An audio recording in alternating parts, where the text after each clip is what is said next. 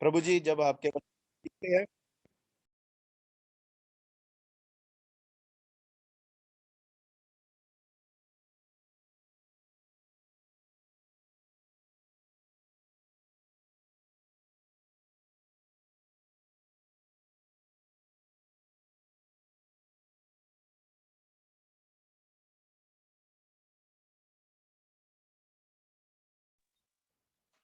Thank you, Lord. Thank you, Lord. Thank you, Lord. Hallelujah. Hallelujah. Hallelujah. Hallelujah. Thank you, Lord. Thank you, Jesus. Hallelujah. Hallelujah.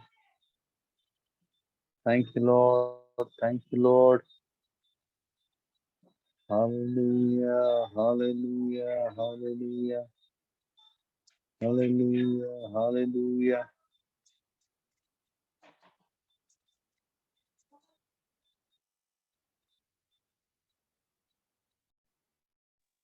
Pastor Sunny ji, Pastor Sunny जी, आपका आवाज नहीं आ रहा है, please.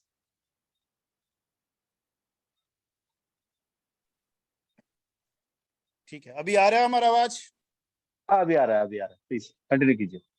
सो आज हम परमेश्वर के वचन से सीखेंगे जैसे प्रभु ने इस्राएलियों को मिस्र की गुलामी में से निकाला, लेकिन अपनी कौम को वहां से निकालने से पहले खुदा ने मिस्रियों को 10 मुसीबतों के द्वारा सजा दी। और प्रभु बहुत जल्द आ रहे हैं अपनी दुल्हन को लेने के लिए। वैसे ही यीशु मसीह जब अपनी दुल्हन को लेने के लिए आएंगे, उससे पहले प्रभु इस दुनिया के लोगों को 7 मुसीबतों के द्वारा सजा देंगे। और ये सजा उन लोगों के लिए होगी जिन पर 666 की शाप होगी, मोहर होगी, जो शैतान की आराधना करते हैं, जिन्होंने अपना जीवन पूर्णताई से प्रभु के पीछे नहीं चलाया। ये 7 मुसीबत, ये 7 परेशानियां और ये 7 महामारियां उन पर होगी। सो यीशु मसीह आने वाले हैं। हम सबको अपने जीवन को तैयार करना है प्रभु के स्वर्ग राज्य के लिए। और इन 7 मुसीबतों को हम देखेंगे कि कैसे प्रभु शैतान के लोगों पर डालेगा और फिर अपनी दुल्हन को इस दुनिया में से उठा के अपने साथ स्वर्ग में लेके जाएंगे। सो जब हम प्रकाशित वाक्य उसका 16 अध्याय को पढ़ते हैं 1 आयत से, फिर मैंने मंदिर में किसी को ऊंचे शब्द से उन 7 स्वर्गदूतों से ये कहते सुना, जाओ परमेश्वर के प्रकोप के 7 कटोरों को पृथ्वी पर उंडेल दो। सो प्रभु इससे पहले कि अपनी दुल्हन को इस दुनिया में से लेके जाए, प्रभु अपना क्रोध जो है वो लोगों पर उंडेलेगा। प्रकाशित वाक्य में लिखा हुआ है, यूहन्ना रसूल जब स्वर्ग में दर्शन देख रहा है तो उसने देखा कि वेदी के नीचे उन लोगों की रूहें जिनके सिर जो है वो यीशु के नाम से काटे गए हैं, जो यीशु के नाम से मारे गए थे इस धरती पर, वो रूहें चिल्ला रही है और प्रभु से कह रही है कि हमारा बदला जो है वो धरती के लोगों से लेकर दो।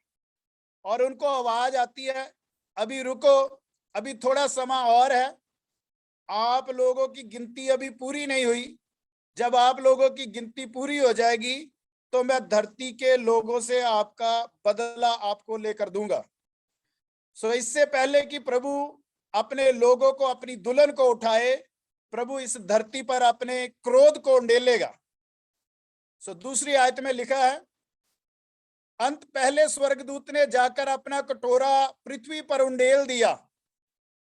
तब उन मनुष्यों के जिन पर पशु की शाप थी और जो उसकी मूर्ति की पूजा करते थे, एक प्रकार का बुरा और दुखदाई फोड़ा निकला। सो जो पहली मुसीबत है, परमेश्वर का वचन बता रहा है, जिन लोगों ने अपने आप को पूर्ण रूप से तैयार नहीं किया स्वर्ग राज्य के लिए, और जिन लोगों पर उस पशु की शाप होगी,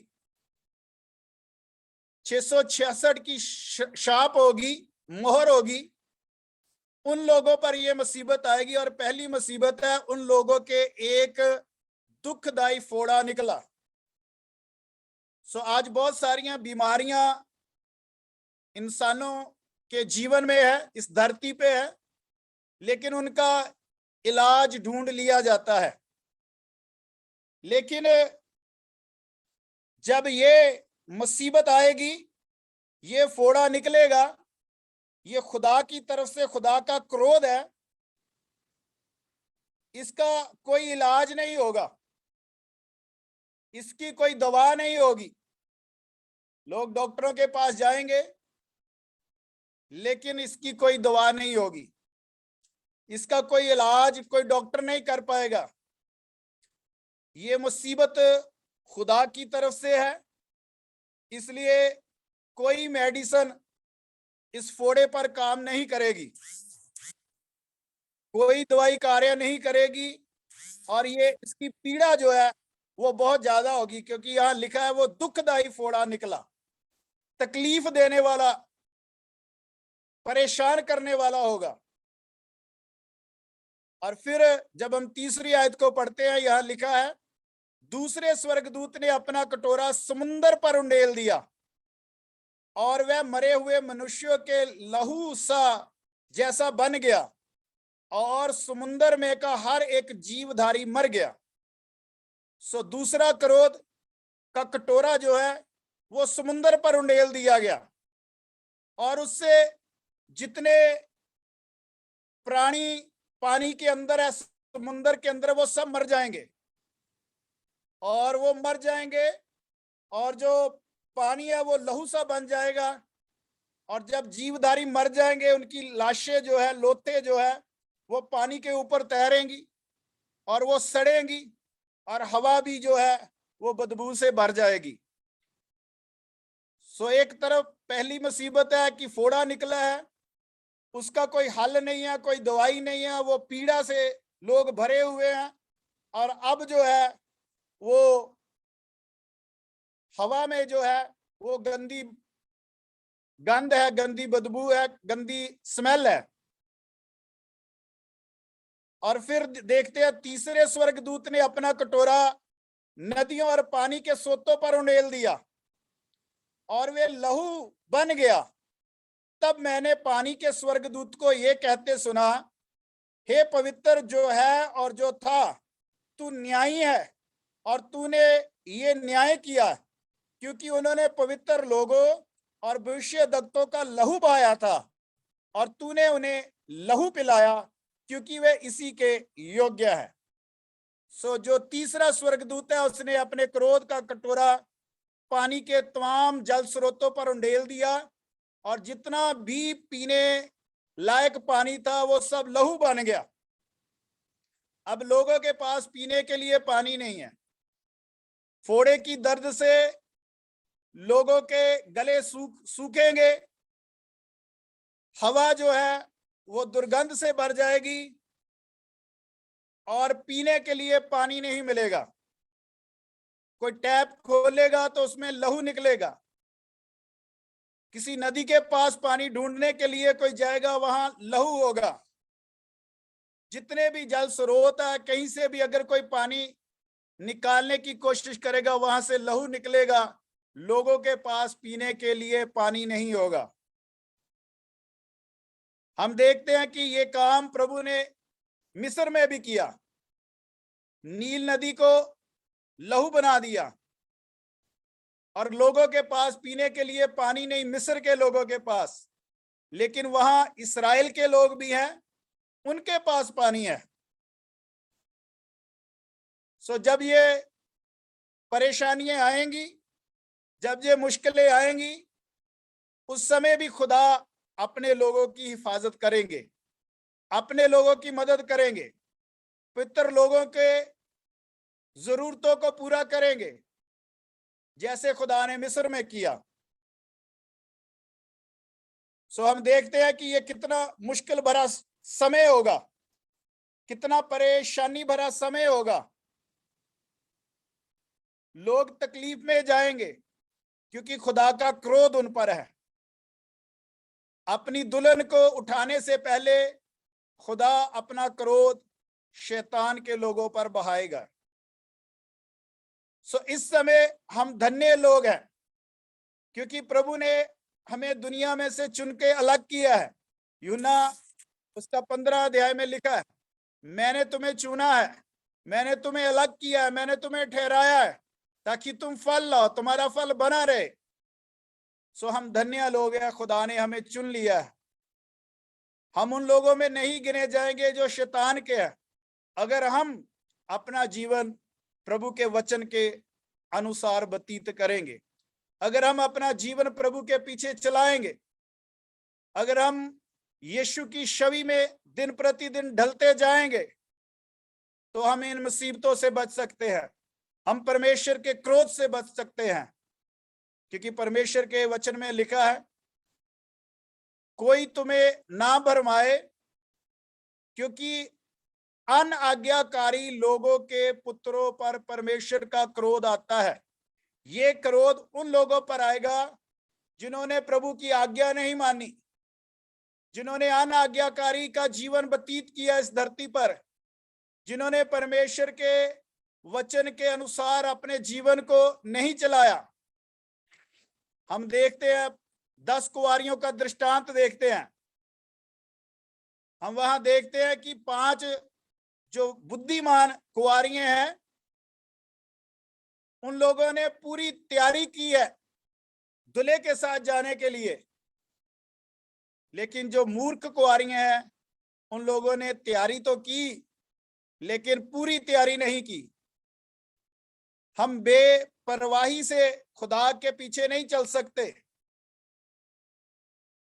हमें पूरे सतर्कता से खुदा के पीछे चलना है, खुदा की मर्जी को पूरा करना है। हम चूजन पीपल है, चुने हुए लोग हैं, अलग किए हुए लोग हैं। हमारा जीवन दूसरे लोगों से सेम नहीं हो सकता, उनके जैसा सेम नहीं हो सकता। हमारा जीवन अलग होना चाहिए, उनके जैसा नहीं होना चाहिए जिन्होंने प्रभु यीशु मसीह को ग्रहण नहीं किया। हम देखते हैं जब यीशु मसीह को पकड़ा गया और पतरस वहां आग सेक रहा है, तो किसी ने कहा कि तू भी उनके साथ है, तू भी उनमें से है, तू भी यीशु मसीह के साथ का है, क्योंकि आपकी बातें, आपकी भाषा उनसे मिलती है। आज हमें देखना है, क्या हमारी बातें यीशु मसीह के साथ मैच करती है? क्या हमारा बोलना यीशु मसीह के साथ मैच करता है? क्या हमारा जीवन वैसा है जैसा यीशु मसीह का था? क्योंकि हम देखते हैं शुरू में भी खुदा ने जब आदम को पैदा किया तो अपने स्वरूप पे पैदा किया, लेकिन पाप की वजह से यह स्वरूप बिगड़ गया, प्रभु के जैसा नहीं रहा। लेकिन जब हम चुने गए हैं तो हमें अपना जीवन प्रभु यीशु मसीह की मानद बनाना जरूरी है, यीशु मसीह के सांचे में ढलना जरूरी है, उसके अनुरूप हमारा जीवन होना चाहिए। लेकिन अगर हम मूर्ख कुंवारियों की तरह होंगे तो हमें ये क्रोध का सामना करना पड़ेगा। प्रभु के ये 7 क्रोध के कटोरे ये पीने होंगे, ये क्रोध हम पर आएगा। सो हमें बहुत ही गंभीरता के साथ परमेश्वर के राज्य के लिए अपने आप को तैयार करना है। और इस धरती पर जो काम खुदा ने हमें दिया है, उसे पूरा करना है।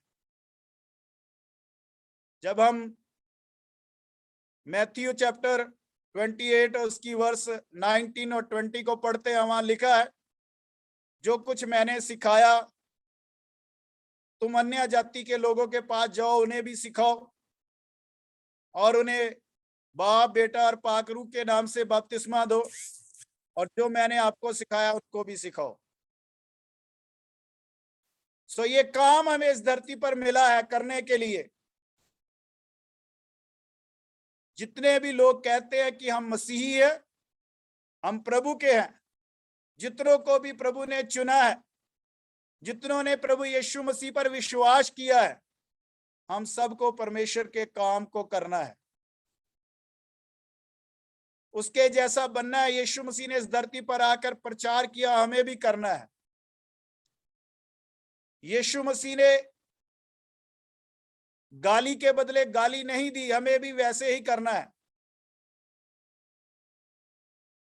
जब स्तिफनस को पत्थर मारे जा रहे थे, उसने दुआ करी, पिता इनको माफ कर दे और इनका पाप इनके जिम्मे मत लगाना। यीशु मसीह ने सलीब पर कहा,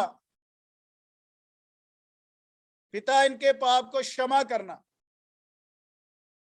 सो हमें भी इस धरती पर वैसे ही बनना है। जब हम पूरे तौर से बुद्धिमान कुंवारियों की तरह अपना जीवन व्यतीत करेंगे, पूरी तैयारी करेंगे, तो हम इन क्रोध के कटोरों से बच जाएंगे। हम प्रभु के साथ स्वर्ग में जाएंगे, प्रभु के राज्य में जाएंगे। सो हमने देखा कि तीसरे स्वर्गदूत ने अपना कटोरा नदियों और जल स्रोतों पर उंडेल दिया, और वचन में लिखा है 5:16 में, तब मैंने पानी के स्वर्गदूत को यह कहते सुना, हे पवित्र जो है और जो था, तू न्यायी है और तूने ये न्याय किया है, क्योंकि उन्होंने पवित्र लोगों और भविष्यद्वक्ताओं का लहू बहाया था और तूने उन्हें लहू पिलाया, क्योंकि वे इसी के योग्य हैं। सो धरती के लोग, शैतान के लोग प्रभु के लोगों से नफरत करते हैं, परमेश्वर के वचन से नफरत करते हैं। इसलिए शुरू से ही भविष्यद्वक्ताओं को मारते आए हैं। यीशु मसीह को भी सलीब पर चढ़ाया, उसके चेलों को भी मारा गया, और आज भी उसके बहुत सारे प्रचार करने वाले लोगों को ये सब दुखों का सामना करना पड़ता है। इसलिए स्वर्गदूत बोल रहा है, प्रभु आपने ठीक न्याय किया है, इन्होंने भविष्यद्वक्ताओं का, पवित्र लोगों का खून बहाया और आपने पीने के लिए इन्हें लहू दिया है। सो सब जल स्रोत लहू बन जाएंगे और पीने के लिए पानी नहीं होगा। और जब हम प्रकाशित वाक्य 16 और उसकी 8 को पढ़ते हैं, उसमें लिखा, चौथे स्वर्गदूत ने अपना कटोरा सूर्य पर उंडेल दिया और उससे मनुष्यों को आग से झुलसा देने का अधिकार दिया गया। मनुष्य बड़ी तपन से झुलस गए और परमेश्वर के नाम की, जिसे इन विपत्तियों पर अधिकार है, निंदा की, पर उसकी महिमा करने के लिए मन ना फिराया। और जो चौथी परेशानी है, जो चौथी मुसीबत है, जो चौथे क्रोध है प्रभु का, वो सूर्य पर है। परमेश्वर ने, स्वर्गदूत ने परमेश्वर के चौथा जो कटोरा था वो सूर्य पर उंडेल दिया, और उससे सूर्य की तपश जो है वो बहुत बढ़ गई, इतनी बढ़ गई कि लोग जो है उससे झुलसने शुरू हो गए। उसकी तपश ने उन्हें झुलसाना शुरू कर दिया, और उस बड़ी तपन के से लोग जो है वो झुलसने लगे और परमेश्वर के नाम की निंदा करने लगे। इतनी मुसीबत सहने के बाद भी उन्होंने अपना मन नहीं फिराया, उन्होंने अपने मन को नहीं बदला, उन्होंने परमेश्वर की महिमा नहीं करी, फिर भी उन्होंने परमेश्वर की निंदा की। और ये कितना मुसीबत का समय होगा। एक तरफ तो फोड़ा है जो तकलीफ दे रहा है, दुख दे रहा है, उस दर्द से गले सूख रहे हैं, और फिर हवा दूषित हो गई है, और फिर लोगों के पास पीने के लिए पानी नहीं है, और अभी सूर्य की रोशनी जो तपश है, उसकी जो गर्मी है, वो बहुत ज्यादा बढ़ गई है। लोग परेशान होंगे, लोगों को चैन नहीं होगा। आज गर्मी बहुत बढ़ जाए, लोग परेशान नहीं होते, क्योंकि उनके पास एसी है। वो एसी ऑन करते हैं और उनमें बैठ जाते हैं, आराम से रहते हैं।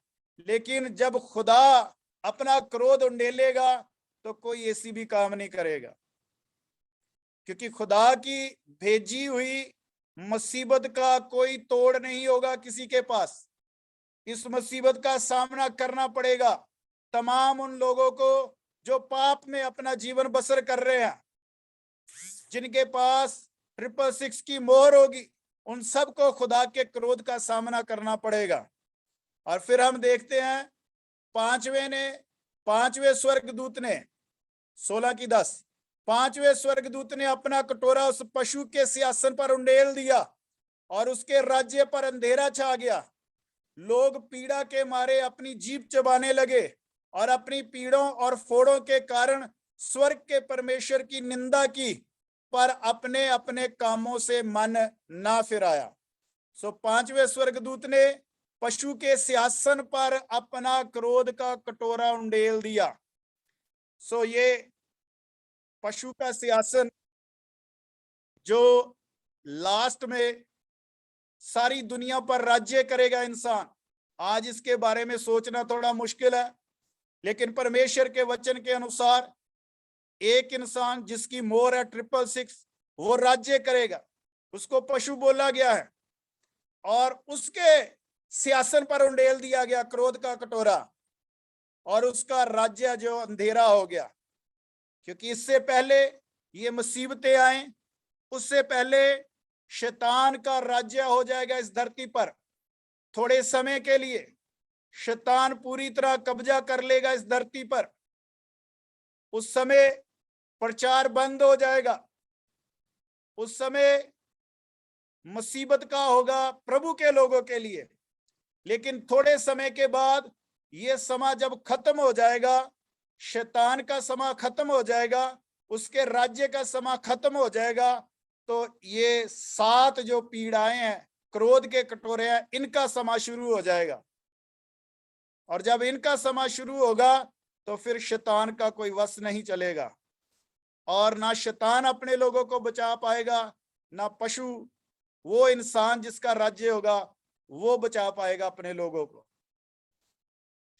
शैतान अगर किसी को तंग करे, परेशान करे, तो बचाने वाला परमेश्वर मौजूद है। लेकिन अगर परमेश्वर किसी पर सजा डाले तो उसे कोई नहीं बचा सकता। परमेश्वर के क्रोध से कोई नहीं बचा पाएगा, शैतान भी नहीं बचा पाएगा, ये पशु भी नहीं बचा पाएगा।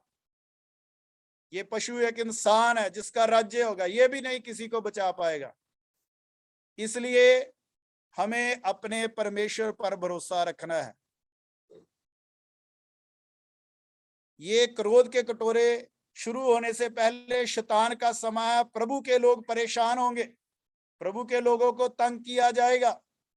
लेकिन ये वो समय है जब प्रभु के लोगों को सहनशीलता से और दुखों में अपना जीवन व्यतीत करना पड़ेगा। इसीलिए प्रकाशित वाक्य में लिखा हुआ है, अपनी जान देने तक वफादार रह तो मैं तुम्हें जिंदगी का ताज दूंगा। ये वो समय होगा जब बहुत मुश्किल का समय होगा, जैसे पहली सदियों में हुआ जब चेलों ने प्रचार करना शुरू किया। नीरो सम्राट ने सबसे ज्यादा लोगों को तकलीफ दी, कत्ल किया। वैसा ही समय फिर आएगा, प्रभु के लोगों के लिए कष्ट का समय होगा। लेकिन जब वो समय खत्म हो जाएगा तो ये खुदा के क्रोध का समय शुरू हो जाएगा, और फिर ये समय शैतान के लोगों के लिए मुश्किल का होगा। ये खुदा का क्रोध शैतान के लोगों पर होगा। जो लोग प्रभु को कबूल करने के बाद भी पूरी सच्चाई से उसकी राहों पर नहीं चलते, ये उनके लिए मुश्किल का समय होगा। जिनके पास 666 की मोहर है, उनके लिए मुश्किल का समय होगा। सो इसलिए हमें पूरे तौर से अपने जीवन को तैयार करना है, स्वर्ग राज्य के लिए। और फिर हम देखते हैं छठवें स्वर्गदूत ने अपना कटोरा महानदी फरात पर उंडेल दिया और उसका पानी सूख गया कि पूर्व दिशा के राजाओं के लिए मार्ग तैयार हो जाए। फिर मैंने उस अजगर के मुंह से और उस पशु के मुंह से और उस झूठे भविष्यद्वक्ता के मुंह से 3 अशुद्ध आत्माओं को मेंढकों के रूप में निकलते देखा। ये चिन्ह दिखाने वाली दुष्ट आत्माएं हैं जो सारे संसार के राजों के पास निकलकर इसलिए जाती हैं कि उन्हें सर्वशक्तिमान परमेश्वर के उस बड़े दिन की लड़ाई के लिए इकट्ठा करें। देखो, मैं चोर के समान आता हूं। धन्य वह है जो जागता रहता है और अपने वस्त्रों की चौकसी करता है कि नंगा ना फिरे और लोग उसका नंगापन ना देखें। और उन्होंने उनको उस जगह इकट्ठा किया जो इब्रानी में हरमिगदोन कहलाता है। सो छठवें स्वर्गदूत ने अपना कटोरा फरात नदी पर उंडेल दिया और पूर्व दिशा का पानी सूख गया और राजे जो इकट्ठे होने लगे। और ये समा था शैतान जो अजगर जो है और पशु जो है और झूठा प्रॉफिट जो है, वचन में लिखा उनके मुंह से 3 अशुद्ध आत्माओं को मेंढकों के रूप में निकलते देखा। ये चिन्ह दिखाने वाली दुष्ट आत्मा है जो संसार के राजों के पास निकलकर इसलिए जाती हैं कि उन्हें सर्वशक्तिमान के परमेश्वर के उस बड़े दिन की लड़ाई के लिए इकट्ठा करें। सो शैतान लोगों को भरमाएगा, बड़े बड़े चमत्कार दिखाएगा, अनोखे कार्य दिखाएगा और उन कामों के द्वारा, उन कार्यों के, उन चमत्कारों के द्वारा लोगों को इकट्ठा करेगा परमेश्वर के विरोध में, परमेश्वर के विरुद्ध लड़ाई करने के लिए इकट्ठा करेगा। लेकिन इसमें लिखा है 15 आयत में, देखो मैं चोर के समान आता हूं। धन्य वह है जो जागता रहता और अपने वस्त्र की चौकसी करता है कि नंगा ना फिरे। सो परमेश्वर के वचन में हम देखते हैं प्रभु यीशु मसीह ने कहा मैं चोर के समान आऊंगा, यानी उस समय का हमें नहीं पता, वो कौन सा साल होगा, कौन सा दिन और महीना होगा। इसलिए प्रभु ने कहा धन्य वह है जो जागता रहता है, जो चौकस रहता है, जो एकदम तैयार रहता है कि चाहे प्रभु किसी घड़ी भी आ जाए वो उसके साथ जाने के लिए तैयार है। और अपने वस्त्रों की चौकसी करता है, धार्मिकता और पवित्रताई की चौकसी करता है, पाप नहीं करता और पवित्रताई में बढ़ता जाता है, पवित्रताई को सिद्ध करता है। क्योंकि परमेश्वर के वचन में लिखा है तुम पवित्र बनो क्योंकि तुम्हारा बुलाने वाला पवित्र है। तुम सिद्ध बनो क्योंकि तुम्हारा स्वर्गीय पिता भी सिद्ध है। सो इसलिए इस मुश्किल भरे समयों में, इन परेशानी भरे समयों में हमें परमेश्वर के साथ पवित्रताई में अपना जीवन व्यतीत करना है और अपने आप को एकदम तैयार रखना है प्रभु के स्वर्ग राज्य के लिए। और जब हम 16 की 17 पढ़ते हैं उसमें लिखा 7वें स्वर्गदूत ने अपना कटोरा हवा में उंडेल दिया और मंदिर के सिंहासन से ये बड़ा शब्द हुआ, हो चुका। फिर बिजलियां चमकी और शब्द और गर्जन हुए और एक ऐसा बड़ा भूकंप आया कि जब से मनुष्य की उत्पत्ति पृथ्वी पर हुई तब से ऐसा बड़ा भूकंप कभी ना आया था। इससे उस बड़े नगर के 3 टुकड़े हो गए और जाति जाति के नगर गिर पड़े और बड़े बेबीलोन का स्मरण परमेश्वर के यहाँ हुआ कि वह अपने क्रोध की जलजलाहट की मदिरा उसे पिलाए। और हर एक टापू अपनी जगह से टल गया और पहाड़ों का पता ना चला और आकाश से मनुष्य पर मन भर के बड़े ओले गिरे। और इसलिए कि यह विपत्ति बहुत ही भारी थी, लोगों ने ओलों की विपत्ति के कारण परमेश्वर की निंदा की। और जब 7वां कटोरा उंडेला गया तो इससे प्रभु का क्रोध पूरा हो जाता है। 7वां कटोरा हवा में उंडेल दिया गया और उससे मंदिर के, जो स्वर्ग में मंदिर है, स्वर्ग में परमेश्वर का सिंहासन है, जहां मंदिर है, चर्च है कह सकते हैं, वहां से ये बड़ा शब्द हुआ, हो चुका, यानी अब सब कुछ पूरा हो गया। और फिर बिजलियां चमकने लगी और गर्जन हुआ और बहुत बड़ा भूकंप आया। ऐसा बड़ा भूकंप आएगा जैसा जब से धरती पैदा हुई है और दुनिया के अंत तक नहीं आया। लास्ट में ऐसा बड़ा भूकंप होगा और उस भूकंप से मनुष्य जो है वो नष्ट होंगे। और वचन में लिखा है कि जो टापू है वो अपनी जगह से खत्म हो जाएंगे, पहाड़ों का भी पता नहीं चलेगा, और मनुष्य पर 40 किलो के बर्फ के गोले गिरेंगे। और ये विपत्ति बहुत भारी थी, इसलिए लोग परमेश्वर की निंदा कर रहे हैं। जिन पर ये विपत्ति आई है शैतान के लोग। और जब ये 7 विपत्तियां पूरी हो जाएंगी, उसके बाद प्रभु यीशु मसीह अपनी दुल्हन को लेने के लिए आएंगे, अपनी दुल्हन को अपने साथ लेके जाएंगे ताकि हम स्वर्गीय राज्य के वारिस बने। सो हम धन्य लोग हैं जिन्हें प्रभु ने दुनिया की भीड़ से चुन के अलग किया है और हमारा नाम स्वर्ग में जीवन की पुस्तक में लिखा हुआ है। और जिनके नाम जीवन की पुस्तक में होंगे वो स्वर्ग में होंगे। अगर हम चाहते हैं कि हमारा नाम वहां पर लिखा रहे, वहां से मिटाया ना जाए, तो हमें बुद्धिमान कुंवारियों की तरह अपने जीवन को व्यतीत करना है। यीशु मसीह के लिए अपने आप को पूरी तरह से तैयार करना है ताकि प्रभु जब भी आए तो हम एकदम तैयार हों और प्रभु के साथ उसके राज्य में प्रवेश कर सके, जो हमेशा का, जहां हमेशा की जिंदगी है, जहां फिर मौत नहीं होगी। प्रभु हमें मौत से निकालकर हमेशा की जिंदगी में लेकर जाएंगे। प्रभु ने आदम को पैदा किया था अमरता के जीवन में।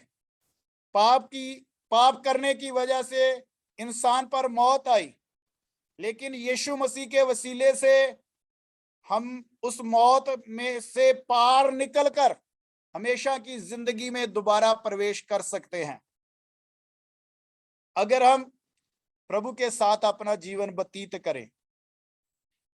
तो हम मौत से मुक्त हो जाएंगे और अमरता के जीवन को प्राप्त करेंगे। सो मैं चाहता हूं कि आज जितने लोगों ने इस वचन को सुना है, अगर हमारे जीवन में किसी तरह की कमी है, पाप है, कमजोरी है, उसको हम प्रभु की समर्थ के, प्रभु के वचन के द्वारा, प्रभु की सामर्थ के द्वारा अपने जीवनों से निकाल दे ताकि हमारा जीवन पवित्र हो जाए और हम यीशु मसीह के साथ उसके राज्य में प्रवेश कर सके। सो प्रभु यीशु मसीह आप सबको इन वचनों के द्वारा बहुत आशीष दे। आमीन आमीन आमीन आमीन आमीन आमीन मान। पास्टर सबके लिए प्रार्थना कर दीजिए प्लीज। आप सबके लिए लास्ट प्रार्थना कर दे। आमीन आमीन। जीवत परमेश्वर, हम आपका धन्यवाद करते हैं। आप हमारे प्रेमी परमेश्वर हैं, हमसे प्यार करते हैं, इसीलिए आपने हमें दुनिया में से चुनकर अलग किया है ताकि हम आपके राज्य में प्रवेश कर सके, हम हमेशा की मौत से बच जाए। हम आपका धन्यवाद करते हैं प्रभु। जितने लोगों ने आपका वचन सुना है, ये वचन हर एक के जीवन में कार्य करे और 100 गुना फलदार हो। प्रभु जी, एक एक जीवन बचाया जाए आपके राज्य के लिए। जितनों ने आपका वचन सुना है, इनमें से एक भी रूह बर्बाद ना होने पाए। हम सब के सब आपके राज्य में प्रवेश कर सके। जैसे आज हम सब ने मिलकर यहाँ पे आराधना की है, वैसे ही हम आपके स्वर्ग में भी आपकी आराधना कर सके। प्रभु जी, सबको आशीष दीजिए, सब पर दया कीजिए। और प्रभु जी, ये वचन आपका इसी तरह दिन प्रतिदिन फैलता जाए और इस टीम के द्वारा बहुत सारे लोग, इन आराधनाओं के द्वारा बहुत सारे लोग आपको कबूल करने पाए और वो हमेशा के जीवन में प्रवेश कर जाए, बच जाए। प्रभु जी, सब पर आपकी आशीष हो। हर एक के जीवन में आपकी आशीष चाहता हूं हर एक के कार्य में आपकी आशीष चाहता हूँ पिता। मैं यीशु जी के समर्थी नाम से हर एक को आशीष करता हूँ, हर एक के कार्य को आशीष करता हूँ, हर एक के जीवन को आशीष करता हूँ, इनके परिवारों बच्चों को आशीष करता हूँ। प्रभु जी सबको आशीष देना और सब पर अपनी दया करना और सबको बरकत देना। प्रभु जी जो कुछ भी हमने मांगा आपने दिया, क्योंकि हमने मांगा अपने उद्धारकर्ता प्रभु यीशु मसीह के वसीले से। आमीन। आमीन आमीन आमीन।